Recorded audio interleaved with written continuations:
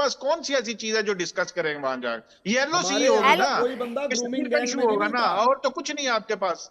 ये एलओसी पे हमारे मैं बड़ी यहाँ मार कोई पड़ी है, बंदा आप कहीं कह का रहे हो ग्रूमिंग कश्मीर, गैंग के आप अंदर कह नहीं रहे हो मिलता, जो लंदन के अंदर तुम्हारे पाकिस्तानियों तो वो तूफान भी मचा सारा रखा है। मैनिपुलेटेड है सारा। आप मैनिपुलेटेड चीजें दे रहे हैं उनको, और दुनिया को दिखा रहे हैं। आप जो अपने तुर्की के मेहमानों के सामने कश्मीर का राग अलप रहे थे, भीख मांग क्या रहे थे राग जिस हम तरीके से, चलाते उसका क्या? हैं? आप वो खबर पढ़ दें जो हमने कश्मीर का राग लापा है टर्किश के प्रेसिडेंट के सामने, आप जरा वो खबर पढ़ दें। आपका तो पूरा मीडिया खोलें तो सिर्फ एलओसी एलओसी है। भाई आपका प्रेसिडेंट जा रहा है, प्राइम मिनिस्टर गया हुआ है एक इतने अहम विजिट पे, इससे पहले वो फ्रांस में था, उसकी भी को खबर दे ये साहिब साहब, ये उसकी भी मिर्ची को लग रही है खबर दे दें। पाकिस्तान को। बांग्लादेश में आपको हमारे मार पड़ी पीएम है, जब गए अमेरिका फ्रांस तो मिर्ची लग रही है बांग्लादेश पाकिस्तान में को, और ये पूरे आपको पाकिस्तान को मार जो पड़ी। मिर्ची लग रही है वो आप उससे टीवी पे पहले बैठ के दिखा भी रहे हो, आपको बाकायदा अफगानिस्तान में बता भी मार रहे हो, पड़ी। मुद्दे पर आप अब बात अपने नहीं कर रहे लोगों हो। से पूछते मुद्दे नहीं पर है बात कि करना मेरे आपके अंदर साथ मुश्किल हो गया है। एलओसी पर आप बात बांग्लादेश कर ही में नहीं आप सकते हो, क्योंकि पता है बांग्लादेश मंसूबे में आपके खराब है, वहां पे मंसूबे आपके घटिया है वहां पे, अफगानिस्तान इसलिए आप बात करने को तैयार नहीं हो। अफगानिस्तान में आपको मार पड़ी, वहां से आप भागे। बांग्लादेश में आपको मार पड़ी, उनकी अपने प्राइम हालात मिनिस्टर भी देखिए अंदर क्या हो रहा है, अपने हालात देखिए अंदर क्या हो रहा है, किस तरीके से हालात बने हुए हैं वो देखिए। अच्छा चलिए, आपने यही बात करनी है ना, आपने यही बात करनी ना। तुर्की से आपके यहाँ मेहमान आए, प्रेसिडेंट आए, तो बताइए कितना पैसा देके गए, कितनी राहत मिली, कितना आप लोगों को एक बार फिर से कर्ज दे दिया उन्होंने, ये बता दीजिए। फिर प्रेसिडेंट मिल के कुछ आए, पैसे हमें मिले क्या या नहीं मसला है? मिले? आपको कहाँ पे मसला नजर आ रहा है? गजब हाल है, आप बिल्कुल बात करने को तैयार नहीं है एलओसी पर। चलिए ठीक है, आप पानी पीजिए, और क्योंकि आपको पता है मुद्दा ऐसा है जिसपे आप जवाब दे नहीं पाएंगे, और पानी पी के लंबी सांस लीजिएगा, और उम्मीद करते हो इस मुद्दे पर आप बात करेंगे। हमारे साथ और भी मेहमान जुड़े हुए हैं, उनका मैं रुख करना चाहूंगी। हमारे साथ राजन सर है। राजन सर, पाकिस्तान की तो हिम्मत ही नहीं हो रही है एलओसी पर बात करने की, बस ये छिपके झाड़ियों में छिपके गोलीबारी कर सकते हैं, सामने बैठ के इस पे बात भी नहीं कर सकते हैं।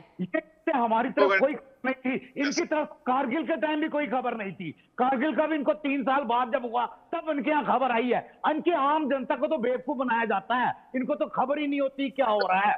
सब कुछ हो जाता है तब जाके बताते हैं और ये हो गया, हमारे हुक्मरान थोड़े गलत हो गए थे। अरे बात करते हैं, ट्रंप ने बोला एक देश भागते हैं, बनाते हैं, अपनी बहादुरियां दिखाते हैं, और गॉड से सऊदी अरेबिया ने मुंह पे बोला भिखारी मत भेजो यहाँ पे, मुकद्दस जगह पे भिखारी भेजते हो आप, ये बोल दिया। और बात करते हो ट्रंप ने तो हाथ आपने ये कर दिया वो कर दिया। अरे यार मुंह पे भिखारी बोल दिया, ग्रीन पासपोर्ट की कीमत क्या है वो, लेकिन सबके बावजूद आप एलओसी की बात नहीं कर पा रहे, क्योंकि आपसे है नहीं ये बात करने के लिए। आपको भी पता है कि जो मैं बोल रहा हूँ, जंग के लिए पेट्रोल नहीं है तुम्हारे पास, खाने के लिए रोटी नहीं है, भीख मांगते फिर रहे हो पूरी दुनिया में, और करते हो एलओसी की एलओसी में ये कर लेंगे वो कर लेंगे।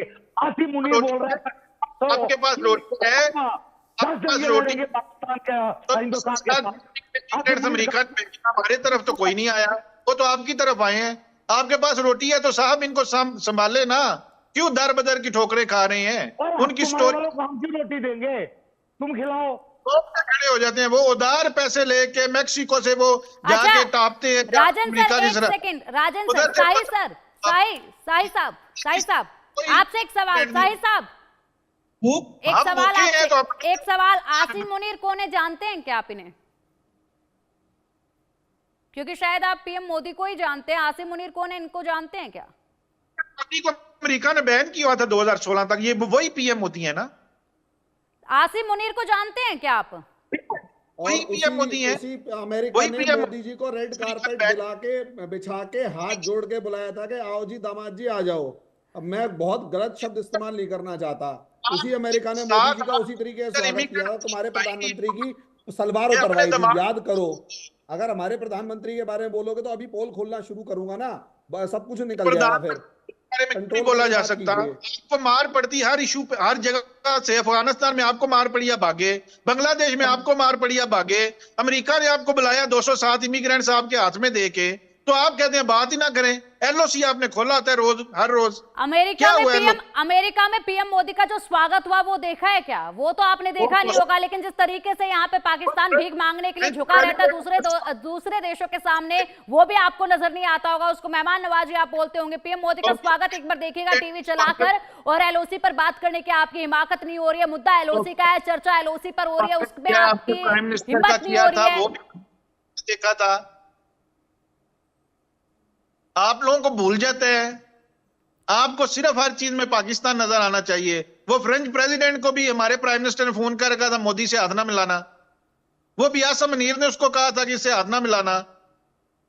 वो ट्रम्प को भी हमने कहा कि इनके इलीगल मिलाने की जरूरत क्या रह गई? खुदा का खौफ करे कोई, फॉर गॉड से किस तरह की बातें आप करते हैं विदाउट लॉजिक।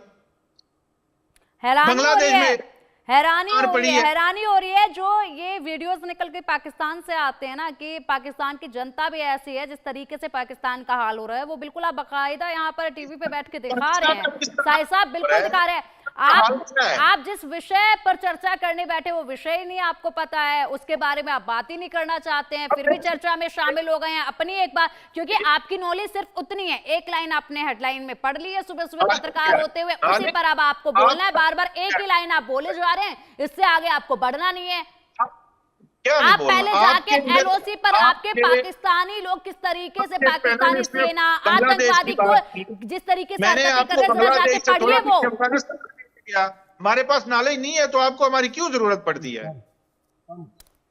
जरा पढ़िए वो। हमें उम्मीद नहीं थी ना कि साहिब साहब बिना पढ़े बैठ जाएंगे यहाँ पे। आप चर्चा होने नहीं दे रहे हैं। जी हरिमोहन जी बोलिए, और साहिब साहब थोड़ी देर के लिए चुप रहिए बस। मैडम मैं इनको ये कह रही हूँ कि अगर उनका नॉलेज नहीं है तो हमें जरूरत क्यों पड़ती है सर? अच्छा ठीक है हरिमोहन जी 1 मिनट के लिए रुकिए।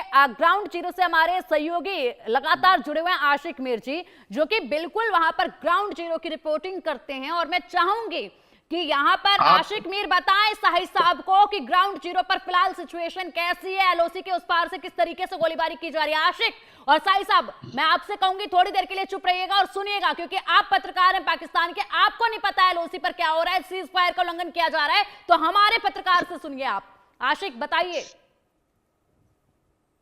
देखिए पिंकी, जिस हिसाब से पुंछ राजौरी के सेक्टर में बीते 5 दिनों से लगातार हालातों को खराब करने की कोशिश की जा रही है और लगातार फायरिंग इंसिडेंट जो है रिपोर्ट हुए हैं, और पाकिस्तानी मीडिया की नजरों में ये चीजें तो आ चुकी है, लेकिन वो ये जानने की कोशिश नहीं करते हैं कि पाकिस्तान की आवाम को भी ये पता चलना चाहिए कि लगातार जिस हिसाब से दरअंदाजी की कोशिश की जा रही है, यानी जितने भी पाकिस्तान में आतंकी कैंप्स है उनको किस तरह से कश्मीर के इस साइड धकेलने की कोशिश की जा रही है। हालांकि अगर हम इन चीजों की तरफ ध्यान दें, अगर हम कुछ महीनों के अंदर ही बात करें, जितने भी एनकाउंटर्स हुए तो उन एनकाउंटर्स में कौन मारे गए? वो सारे तो पाकिस्तान से आए हुए आतंकी ही थे जो यहाँ पर हालातों को खराब करने की कोशिश लगातार कर रहे थे।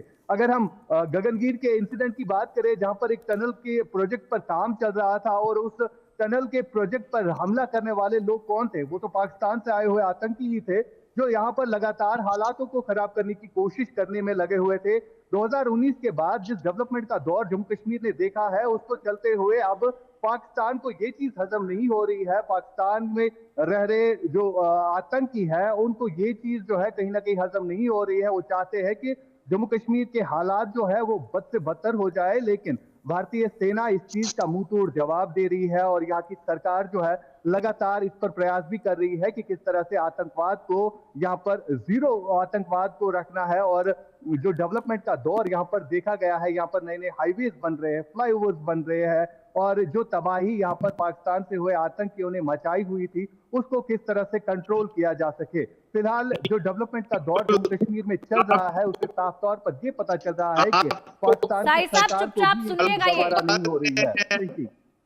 आप सुनिएगा ये साहिब साहब सुनिएगा, और जिस तरीके से आप अमेरिका को लेकर बार बार बोल रहे हो ना, तो ये जरा ये आपके आईना दिखाने का काम किया है हमारे सहयोगी ने, आशिक मीर ने।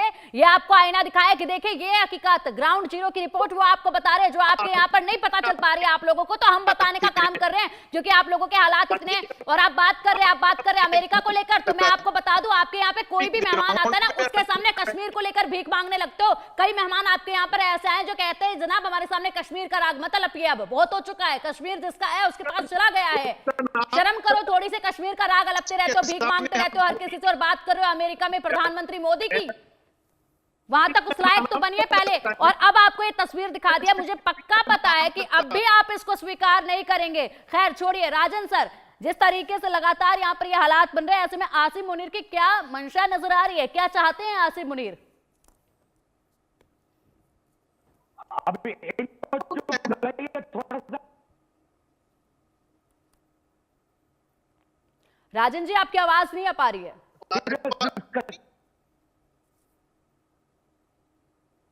हरिमोहन जी, आसिम मुनीर आखिरकार चाहते क्या है? जिस तरीके से लगातार ये सीज फायर का उल्लंघन कर रहे हैं, मंसूबे इनके सबको साफ पता है कि क्या ये लोग चाहते हैं। घुसपैठ कराना चाहते हैं, ध्यान भटकाना चाहते हैं। आसिम मुनीर अब किस दिशा में ये और हरकतें अपनी दिखाएंगे? देखिए मैम, इस टाइम पर आसिम मुनीर पाकिस्तान के एक ऐसे आर्मी जनरल रह चुके हैं, मत वैसे तो इनके सारे ही आर्मी जनरल इतने गए गुजरे हैं कि ये कुछ कर नहीं पाते, लेकिन आसिम मुनीर के साथ सबसे बड़ी प्रॉब्लम ये है कि एक तरफ अफगानिस्तान धुलाई कर रहा है,